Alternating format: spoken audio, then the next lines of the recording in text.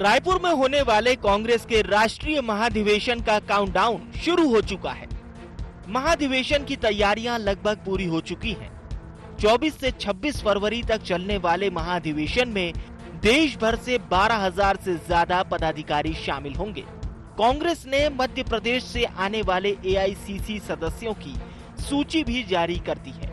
MP Congress से 99 नेताओं को एआईसीसी का सदस्य बनाया गया है।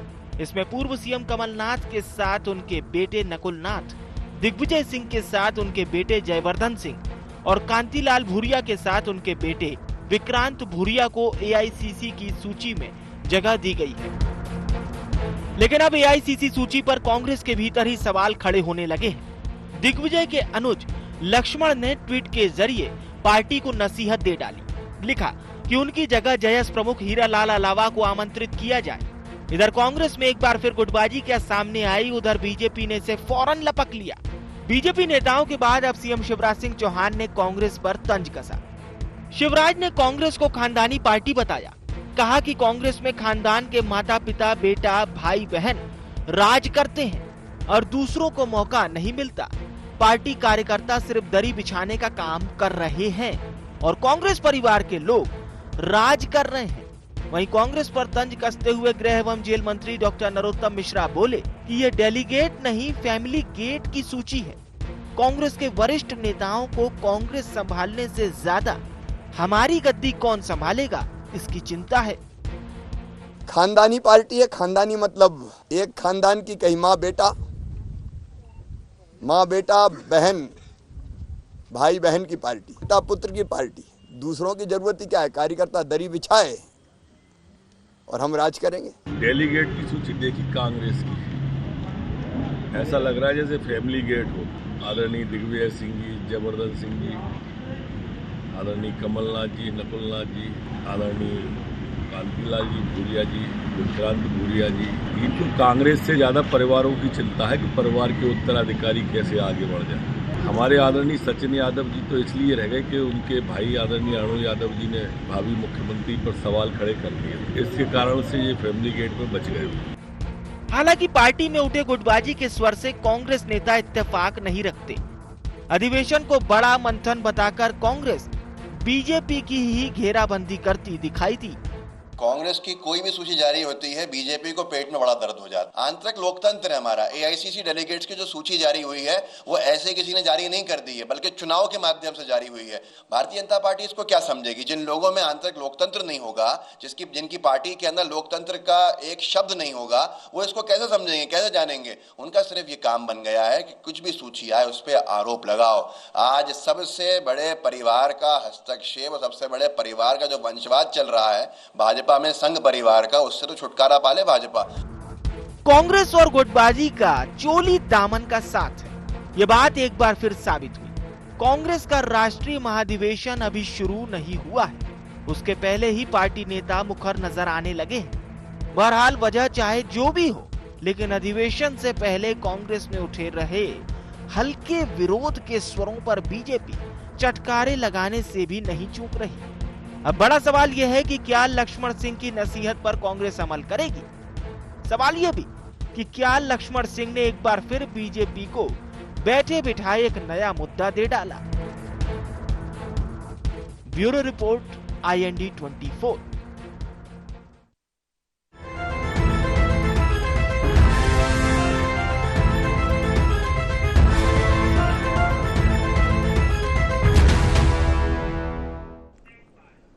नमस्कार, IND एजेंडा एक कम पूरे 100 में आपका स्वागत है। मैं हूं आपके साथ नवीन पुरोहित। चर्चा को विस्तार देंगे, उसके पहले IND एजेंडा के मुख्य बिंदुओं की तरफ एक निगाह डाल दें।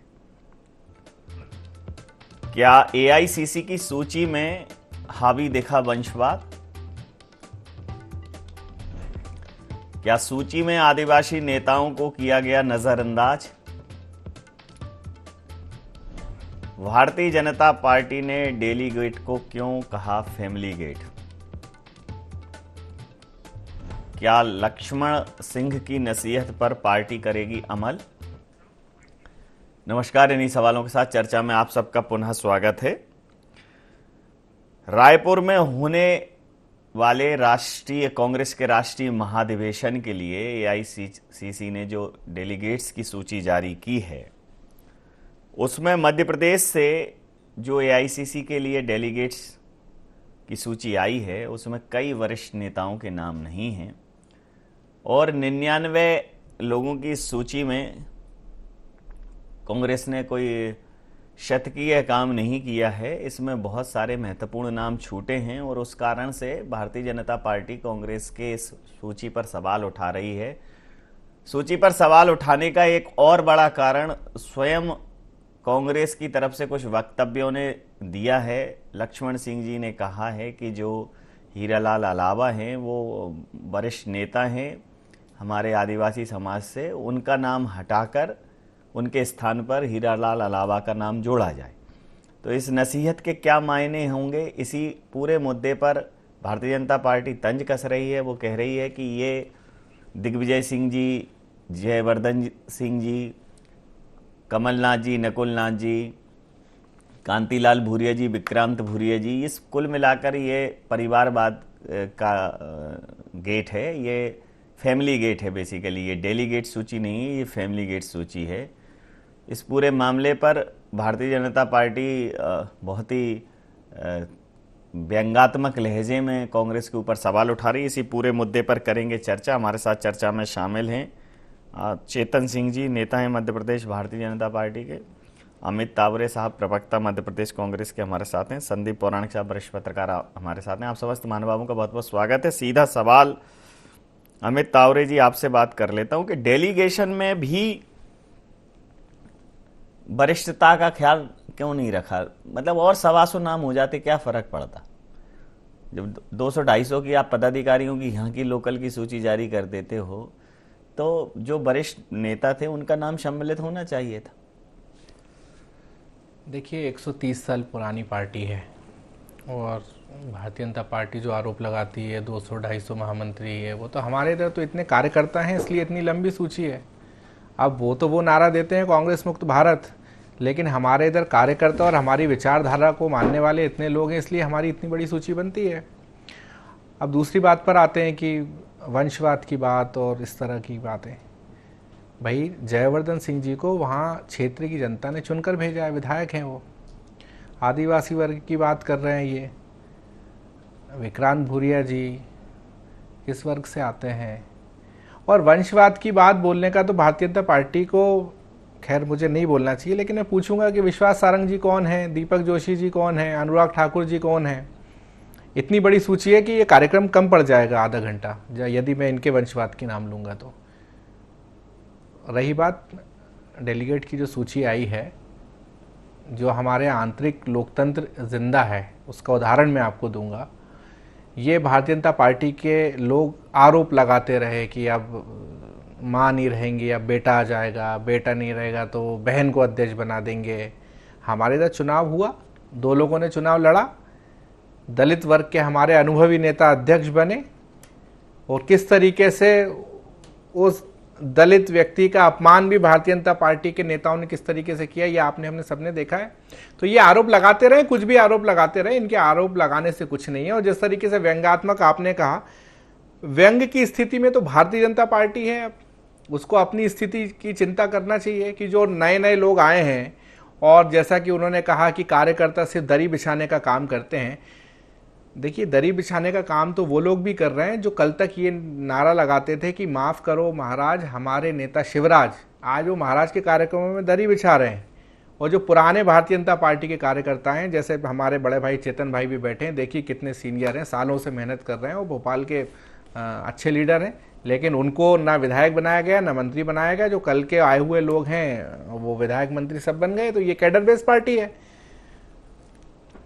जी जी, प्रतिक्रिया ले लेता हूं चेतन सिंह जी से, प्रतिक्रिया ले लेता हूं। चेतन सिंह जी, जो डेलीगेशन की सूची जारी हुई है मध्य प्रदेश से कांग्रेस के राष्ट्रीय महाधिवेशन में जाने वाले लोगों के लिए, जो रायपुर छत्तीसगढ़ में आयोजित हो रहा है, उसमें 99 मतलब एक कम 100 लोगों की सूची जारी हुई है। बाकी सब जगह पार्टी दरियादिली दिखाती है, शतकीय सूची जारी करती है, खूब नाम होते हैं, लेकिन इसमें जो नाम जोड़े हैं उसमें कई वरिष्ठ नेताओं के नाम छूट गए हैं।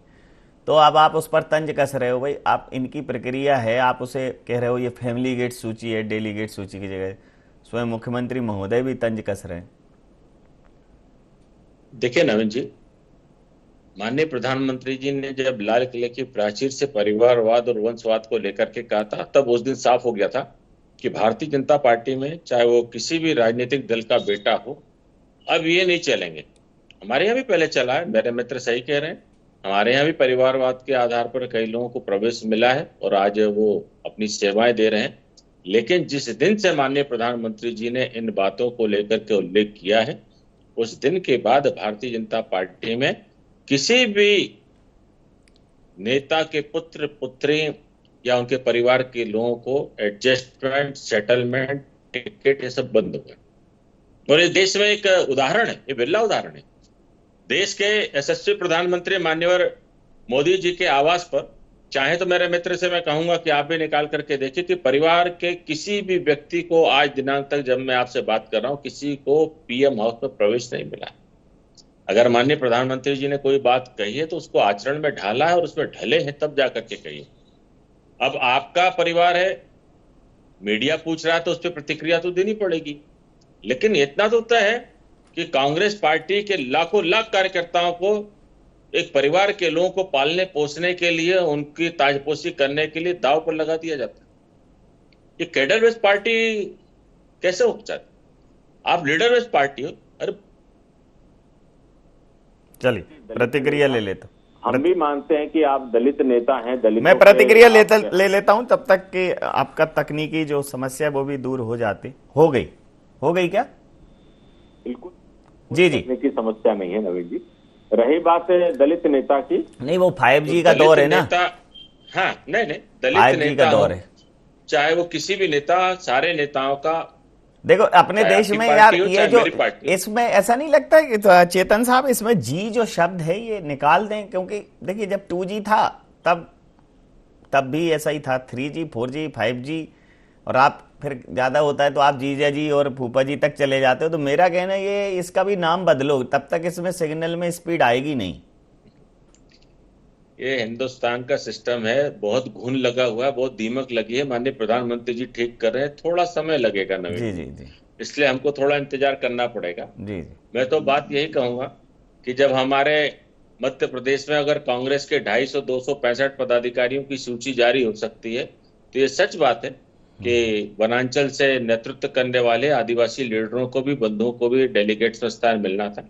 और जिस प्रकार से हीरालाल अलाव को लेकर के आदरणीय लक्ष्मण सिंह जी ने जिस प्रकार के अपने विचार व्यक्त किए हैं, मैं लक्ष्मण सिंह जी की बात का हमेशा कायल रहा हूं, क्योंकि वे जितनी सारगर्भिता के साथ, जितने खुलेपन के साथ स्वीकार करते हैं, ऐसे बिरले लोग हैं कांग्रेस में जो अपनी बात को सच्चाई के साथ स्वीकार कर पाते हैं। आप भारतीय जनता पार्टी और नेताओं को कोसने का तो काम कर रहे हो। अगर है सामर्थ्य तो आप लक्ष्मण सिंह जी को कहिए कि आपने गलत ट्वीट किया है। लक्ष्मण सिंह जी ने अनेक अवसरों पर अपनी बात रखी है, तब भी कांग्रेस के किसी लीडर ने फ्रंट पर आकर के नहीं कहा कि हमने विरोध किया। और अभी शाम होने तक अरुण यादव जी ने भी कुछ इसी प्रकार के विचार व्यक्त किए। हालांकि वो सोशल मीडिया के विचार आए, उसकी पुष्टि मैं नहीं कर सकता, लेकिन ये आग तो धधक रही है ना। और जब इस प्रकार की आग धधकेगी तो इसका कहीं ना कहीं नुकसान कांग्रेस पार्टी को उठाना पड़ेगा। क्या पार्टी का कार्यकर्ता केवल दरी बिछाने के लिए, क्या पार्टी के कार्यकर्ता को सम्मान नहीं मिलना चाहिए? लेकिन एक बात मैं हर डिबेट से देखता हूं नवीन जी, कि आदरणीय ज्योतिरादित्य सिंधिया साहब का जो दिया हुआ दर्द है वो कांग्रेस के लीडर भूल नहीं पाते। ये बार बार उनकी जबान पर घूम फिर करके आ जाता है। तो अभी भी समय है, कई ऐसे लीडर हैं जिनको बचा करके विचारधारा के साथ अगर आप चलाएंगे तो आने वाले समय में, भविष्य में आपको इस प्रकार की विपरीत परिस्थितियों का सामना नहीं करना पड़ेगा। कांग्रेस में भी, चाहे वे मध्य प्रदेश हो चाहे देश हो, देश की जनता ने आपको संवैधानिक पद पर चुनकर के भेजा। प्रतिक्रिया ले लेता हूं, की लड़ाई को लड़ते रहें। प्रतिक्रिया ले लेता हूं। पौराणिक साहब, ये जो सूची जारी की है, क्योंकि मध्य प्रदेश की राजनीति का बखूबी आपने सालों से विश्लेषण किया है, तो जब सूची जारी की और डेलीगेशन की, उज्जैन से नूरी खान जी का नाम है, अच्छी कार्यकर्ता हैं, संघर्षशील कार्यकर्ता हैं, लेकिन कई ऐसे वरिष्ठ पदाधिकारी जो छूटे हैं महत्वपूर्ण। अब लक्ष्मण सिंह जी अगर इंगित कर रहे हैं कि उनका नाम छोड़ दिया जाए, हीरालाल अलावा जी का बड़ा सहयोग रहा था, और ये है भी ये बात प्रमाणित कि जो आदिवासी समाज की तरफ से वो एक बड़े नेता के तौर पर उभरे हैं। तो अगर डेलीगेशन में थोड़े और नाम बढ़ा दिए जाते, जहां 12,000 लोग आ रहे हैं वहां महत्वपूर्ण हर राज्य से और 100 नाम जोड़ते तो 2-2,500 नाम और जोड़ते। लेकिन डेलीगेशन में तो पार्टी के डेलीगेशन में ही अगर नाम छूटेगा तो कैसे काम चलेगा? देखिए नवीन जी, ये राजनीतिक दल का अपना आंतरिक मामला है, अपन ये कह सकते हैं, लेकिन राजनीति में संदेश का बड़ा मानना होता है और संदेश ही राजनीति की आगे की धारा तय करता है।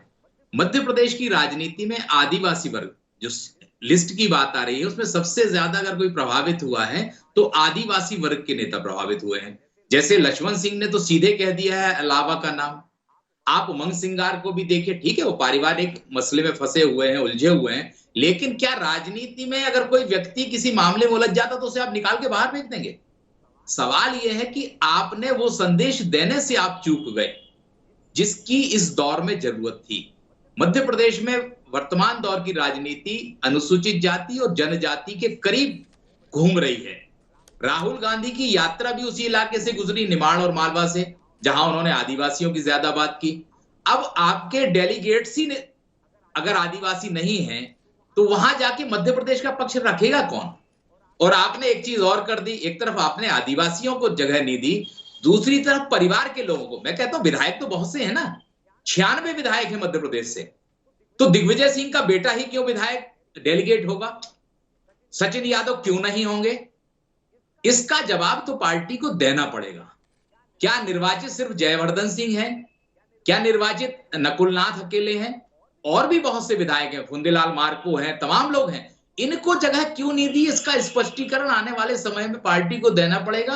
और मुझे लगता है कि ये जो कई बार कहते हैं ना कहावत की गर्दन में पैर अपने फंसा लेना, ये कांग्रेस ने इस तरह की सूची से गर्दन में पैर फंसा लिए हैं। बीजेपी जहां अनुसूचित जनजाति को एक मुद्दा बना रही है, उनके कल्याण की बात कर रही है, उनको पद देने की बात कर रही है, और दूसरी तरफ आपके पास एक चुनाव से पहले बेहतर अवसर था कि आप कम से कम डेलीगेट बना देते, और कोई बड़ा पद तो उनके पास है नहीं है। बिल्कुल ठीक। मध्य प्रदेश की राजनीति में 2 बड़े पद हैं, एक अध्यक्ष का और दूसरा नेता प्रतिपक्ष का। दोनों में वो वर्ग नहीं है, ना अनुसूचित जाति से ना जनजाति से। तो आपको उस वर्ग के हित की चिंता है तो आपको बताना पड़ेगा कि हमने पद भी दिए हैं, उन्हें महत्व भी दिया है, तब उस वर्ग के पास संदेश पहुंचेगा। संदेश देने में चूक कर गई है कांग्रेस। अब वहां अमरजीत चावला करके बड़े नेता हैं, वो एक झटका लगा है कांग्रेस को, वो वहां इस्तीफा दे रहे हैं अधिवेशन से ठीक पहले। तब इस प्रकार की स्थितियां निर्मित हो रही। भाई डेलीगेशन में तो नाम दिए जा सकते थे, या आप उन्हें डेलीगेट मानते ही नहीं है? देखिए, भरपूर सम्मान दिया है। भारतीय जनता पार्टी का इतिहास यदि आप देखोगे और कांग्रेस का इतिहास आप देखोगे, जमुना देवी जी के जमाने से लेकर, देखिए ये शिष्ट डेलीगेट का मतलब, डेलीगेशन माने शिष्टमंडल, मतलब जो बहुत सामान्य सा वो है कि जो एक सामान्य शिष्टाचार में वो लोग जो पार्टी के प्रतिनिधि हों वो उस डेलीगेशन में होते हैं। तो ये तो सामान्य शिष्टाचार में भी आप सामान्य से कहीं अधिक सम्मान दिया है, तो इसलिए सामान्य से अधिक, ठीक है, सामान्य से अधिक सम्मान दिया है। भाई जिस परिवार की ये बात कर रहे हैं, चाहे हमारी जमुना देवी जी की हम बात करें जो अब हमारे बीच नहीं है, हमारी बहुत आदरणीय बड़ी नेता थी, डिप्टी सीएम रही, कई पदों पर रही। उमंग सिंघार जी की बात ये लोग कर रहे हैं, उमंग सिंघार जी राष्ट्रीय सचिव रहे, कई प्रदेशों के प्रभारी रहे। भरपूर सम्मान कांग्रेस ने दिया है और दिल से सम्मान दिया है, ना कि ये लिस्टों में दिखाने के लिए सम्मान दिया है। जब ही तो 2018 में कांग्रेस को आदिवासी वर्ग का आशीर्वाद मिला ना। और रही बात जयवर्धन सिंह जी की कि भाई जयवर्धन सिंह क्यों बने, ये क्यों नहीं बने, वो क्यों नहीं बने, भाई हमारे स्टार लीडर हैं जयवर्धन सिंह जी। आज यदि भोपाल में कहीं भी वो निकल जाएं तो एक युवाओं की एक जो भीड़ है और जो लोगों की भीड़ उमड़ती है, तो कहीं ना कहीं उनका हक है। इस नाते ये नहीं कहा जा सकता कि वो दिग्विजय सिंह जी के बेटे हैं इसलिए उनको डेलीगेट नहीं बनना चाहिए। ये तो उनकी खुद की मेहनत है ना। आप उनकी विधानसभा में एक बार जाकर तो देखिए, आप लोग उनको किस तरीके से मानते हैं। आज जब भारतीय जनता पार्टी का सबसे स्वर्णिम समय चल रहा है, जब वहां पे कैबिनेट मंत्री ने नगर पालिका के चुनाव में ये तक कह कह दिया कि कांग्रेसियों यदि बचना है तो यहां आ जाओ वरना मामा का बुलडोजर तैयार है। उसके बाद भी वहां की जनता ने 1972 से लेके अब तक कांग्रेस का अध्यक्ष वहां पे बना है, तो कुछ तो बात होगी। तो ये सब बातें कहने में अच्छी लगती हैं, भारतीय जनता पार्टी को अपनी लिस्ट देखना चाहिए। और दूसरी बात ये बोल रहे हैं कि 2014 से जब से मोदी जी ने परिवारवाद का संदेश दिया है, लाल किले से दिया है, ये दिया है, वो दिया है, आपकी जो संस्थापक सदस्य थी जो राज परिवार से थी, आज उनके परिवार में से किसी को आपने केंद्र में मंत्री बनाया नहीं बनाया है? ये तो आपके मोदी जी के उद्बोधन के बाद ही उनको मंत्री बनाया ना, और क्यों केंद्रीय मंत्री बनाया ये आपको और हमको सभी को मालूम है। तो इसलिए ये कहने में और करने में निश्चित तौर पे होंगे वो, लेकिन ये कैसे कह सकते हैं ये कि जब से मोदी जी ने कहा है, लाल किले से संदेश दिया है, एक भी किसी व्यक्ति को 10-50 फोटो बता दूंगा वो अपने परिवार के साथ पिछले हफ्ते प्रधानमंत्री निवास में गए। चेतन सिंह जी से प्रतिक्रिया ले लेता हूं। चेतन सिंह जी बनाया उनको, देखिए आपने कहा था ज्योतिरादित्य सिंधिया जी का नाम फिर लिया है तावरे जी ने। नहीं, उन्होंने कहा कि मैं चुनौती दे रहा हूं कि किसी को नहीं बनाया। जी चेतन जी अनुराग ठाकुर जी को भी बनाया। चेतन जी से प्रतिक्रिया ले। जी हमने नवीन जी परिवारवाद के आधार पर ज्योतिरादित्य सिंधिया साहब को मिनिस्टर नहीं बनाया है, वे अपनी काबिलियत और कर्म के आधार पर मिनिस्टर बने। यही तो धोखा है कांग्रेस के यहाँ कि जिस कांग्रेस को सरकार के दरवाजे की दहलीज तक जो नेता लेकर के जाता है उसको आप दूध में से मक्खी की तरह निकाल करके फेंक देते हैं। वो सारा एपिसोड अमित जी थोड़ा सा पीछे ले जाऊंगा तो इतना टाइम नवीन जी नहीं देंगे, नहीं तो बताता मैं कि किस तरह से उन्होंने कहा था कि मैं सड़क पर आ जाओगे। आज विषय वो नहीं है, आज विषय आपका है। रही बात भारतीय जनता पार्टी के प्रधानमंत्री आवास की, तो मैं जवाबदारी के साथ कह रहा हूं, एक भी परिवार की अगर फोटो अगर कहीं आप पर हो पीएम हाउस की तो आप मेरे को भेजना, मैं भी अपनी मेमोरी ठीक कर लूंगा। शायद मेरे को जिन लोगों ने जानकारी दी वो गलत होगा, या फिर जो बाकी जगह से मेरे पास जानकारी वो ठीक करनी पड़ेगी। रही बात कांग्रेस के परिवारवाद को लेकर के, तो ये आपका आंतरिक मामला है और आपका आंतरिक लोकतंत्र। अभी आपने कहा ना, आपके आंतरिक लोकतंत्र में ही परिवार के आंतरिक व्यक्ति को चुना जाता है, ये आपके लोकतंत्र की तासीर है और यही इसकी खुशबू है। रही बात कांग्रेस अपने आचरण से, अपने विचार से, अपने कार्यों से कितना कार्यकर्ताओं में, कितना समाज में, लोगों में मैसेज देना चाहती, तो ये सबके सामने खुला हुआ है कि क्या जरूरत है कि आप अमेठी से भी चुनाव लड़ोगे, क्या जरूरत है कि आप वायनाड से भी चुनाव लड़ोगे, और एक कार्यकर्ता वो है जिसको कहीं से आप टिकट नहीं देते हो। तो ये तो परिवार की वंश वेला है ना, जिसको हमको आगे बढ़ाना है। भली बात है उसको परचम फहराने के लिए दूर तक लेकर के जाना है, लेकिन किसी कार्यकर्ता के बारे में आपका विचार नहीं। अंतिम प्रतिक्रिया के साथ आप देखिए, एक सेकंड नवीन भाई, एक सेकंड। और रही बात ट्राइबल को लेकर के, वनांचल हमारे वन बंधुओं को लेकर के, तो इस देश में जब माननीय राष्ट्रपति के नाम को बहन द्रौपदी मुर्मू का चयन हुआ, तो मैं आपके कांग्रेस के नेताओं के शब्दों का उद्बोधन चैनल पर कर दूं क्या? किस तरह के व्यंग्यात्मक बाण उन पर चलाए गए, ये शोभा नहीं देता। हमारा कहना है कि वे हमारी बहन है, बहन का भी उतना सम्मान होना चाहिए जितना हम अपने घर की निजी बहन का सम्मान करते हैं। राजनीति में इस तरह के शब्दों का प्रयोग नहीं होना चाहिए कि कल जनता हमसे जवाब पूछे तो हम अपना चेहरा छिपाते। जी, अंतिम प्रतिक्रिया के साथ चर्चा समाप्त करूंगा। पौराणिक साहब, जिस प्रकार से आपने कहा कि राजनीति में मैसेज का बहुत योगदान होता है कि आप संदेश क्या देना चाहते हैं, पिछले कुछ समय से कांग्रेस बहुत वाजिब मुद्दों को उठा रही है, लेकिन संदेश जो देना चाहिए वो शायद नहीं पहुंचा पाती। इसके ठीक उलट भारतीय जनता पार्टी जो जनता को जिस माध्यम से समझाना चाहती है, चाहे नोटबंदी की बात हो, जीएसटी की बात हो या अन्य तमाम मुद्दे हों, जनता एक्सपेक्टेड जो रहता है कि नहीं जनता इस पर रिएक्ट करेगी, जबकि जनता उनके फेवर में खड़ी हो जाती। अब यहां तो पार्टी के कार्यकर्ता ही सवाल उठा रहे हैं, तो जब कार्यकर्ता ही सवाल उठाएंगे, पार्टी के अंदर एक दूसरे पर सवाल उठेंगे, तो जनता तो वैसे ही मति भ्रम की स्थिति में आ जाएगी। क्या कहें? देखिए रवि जी, बात बिल्कुल सही है। मैंने संदेश की तो बात कही, लेकिन आप दोनों राजनीतिक दलों का तरीका देखिए। कांग्रेस के नेताओं के बेटे राजनीति में सक्रिय हैं। बीजेपी ने एक नया रास्ता खोजा है। तमाम बड़े नेताओं के बच्चे, कोई खेल संघ में है, कोई फुटबॉल संघ में है, कोई हॉकी संघ में, उन्होंने अपने बेटों को एडजस्ट किया है ऐसी जगह जहां जनता का वास्ता नहीं है और राजनीतिक तौर पर वो मुद्दा नहीं बनते हैं। कांग्रेस को भी कहीं ना कहीं मुझे लगता है कि बीजेपी से सीख लेनी चाहिए। राजनीतिक दल पुराना है, ये बात ठीक है, लेकिन आज जरूरत इस बात की है कि प्रतिस्पर्धा आपकी जिससे है उसकी काट आपको खोजना पड़ेगी। आप परंपरागत तरीके से नहीं चल सकते हैं। आज समय है बदलने का, तो कांग्रेस को भी कुछ बदलना पड़ेगा। जी जी, समय सीमा के चलते मैं ये चर्चा यहाँ समाप्त करूंगा। आप समस्त महानुभावों का बहुत बहुत धन्यवाद, बहुत बहुत आभार। बात टिकट वितरण की हो या किसी अन्य विशिष्ट उद्देश्य में नामांकन की, तो निश्चित रूप से जब सूची आती है किसी भी चीज के लिए, जब सूची बनती है, उस सूची में जिन लोगों का चयन होता है, छोटे से पुरस्कार की बात हो, पुरस्कार और तिरस्कार में सिर्फ इतना ही फर्क है। तो इसमें कहीं ना कहीं कांग्रेस ने 99 लोगों की ये जो सूची बनाई है, इसमें वो एक संदेश का शतक देने से चूक गई है। एक बेहतर संदेश दिया जा सकता था कि देखिए ये हमारा रिप्रेजेंटेशन है, यहाँ एक संतुलित सूची बनाकर भेजी जा सकती थी या उसके लिए अनुरोध किया जा सकता था जिसमें सभी का समायोजन होता। भाई टिकट वितरण में तो निश्चित रूप से तमाम पैरामीटर काम करेंगे, लेकिन इसमें लोगों को छोड़कर अनावश्यक की एक विवाद की वजह कांग्रेस ने दे दी और भारतीय जनता पार्टी को तंज कसने का मौका दे दिया है। तो अब देखना दिलचस्प रहेगा कि डेलीगेशन का ये मुद्दा कितने दिन और जिंदा रहता है। IND एजेंडा में इतना ही। आप बने रहिए IND 24 के साथ और देखते रहिए IND 24। नमस्कार।